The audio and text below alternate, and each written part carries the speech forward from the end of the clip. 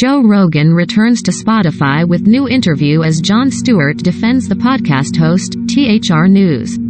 After a week-long hiatus, Rogan interviews a wingsuit pilot as Spotify's CEO and Jon Stewart defend the podcaster. 0 seconds of 1 minute, 47 seconds volume 0%. Joe Rogan's back, and the same as he ever was. The embattled podcaster posted his first new interview since the controversy surrounding some of his anti-vax guests blew up. Despite Rogan's statement that he'd look to have more experts with differing opinions, his first new interview after a week-long absence of new episodes was returning guest Andy Stumpf, a retired Navy SEAL, wingsuit pilot and podcast host. The duo largely avoided anything controversial. Topics included familiar stuff like shadow banning, military culture, jiu-jitsu, sports injuries and lockdowns. Though, the Spotify situation did come up. I put out a video a couple days ago, other than that, not much I can do, Rogan said.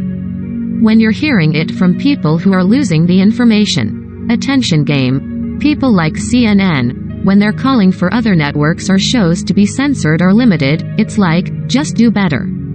Rogan's previous podcast was an MMA fight breakdown on January 27. On Sunday, he posted a 9-minute monologue discussing the controversy and pointing out, among other things, that what has been fair game to discuss regarding COVID-19 has evolved over time, such as the lab leak theory and the effectiveness of.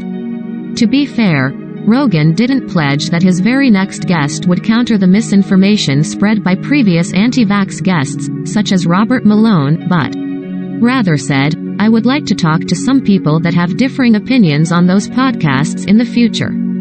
We'll see. Still, even Stumpf gently asked if Rogan has considered having somebody on to directly counter the previous misinformation on his podcast, and Rogan admitted, there's a few of these guys that are highly educated doctors with different perspectives, who could be future guests, but they're more fact-based than narrative-based, but gripe that such guests tend to just echo conventional talking points. One option who would seem to be right up Rogan's alley, however, is physician and podcaster Dr. Zubin Damania, who has challenged the wisdom of many aspects of the government's pandemic strategy, and recently did a point-by-point rebuttal of Malone's Rogan interview on Dr. Peter Attia's The Drive podcast. Listen below. Meanwhile, Jon Stewart, on his most recent The Problem with Jon Stewart podcast, said Rogan was being targeted with overblown rhetoric, and that he didn't see Rogan as an ideologue in any way. He noted a Rogan interview where a guest corrected the podcaster on an anti-vax talking point, and Rogan looked it up online and admitted he was wrong. Tucker Carlson, in that situation, never would have looked it up and would have given that look he gives like somebody is giving him a confusion enema. Like they're just firing confusion up his ass, Stewart said. Joe is like, oh, I didn't get that, and, to me, that's a person that you can engage with.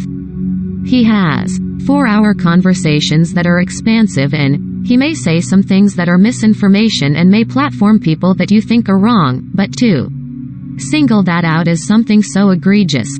I think there are dishonest bad actors in the world, and identifying those is so much more important to me. So far, Neil Young, Joni Mitchell, Crosby, Stills and Nash, India Arie, Brené Brown, Roxanne Gay and Mary Trump have all left Spotify in protest of Rogan's content. Stewart said such performative gestures were a mistake.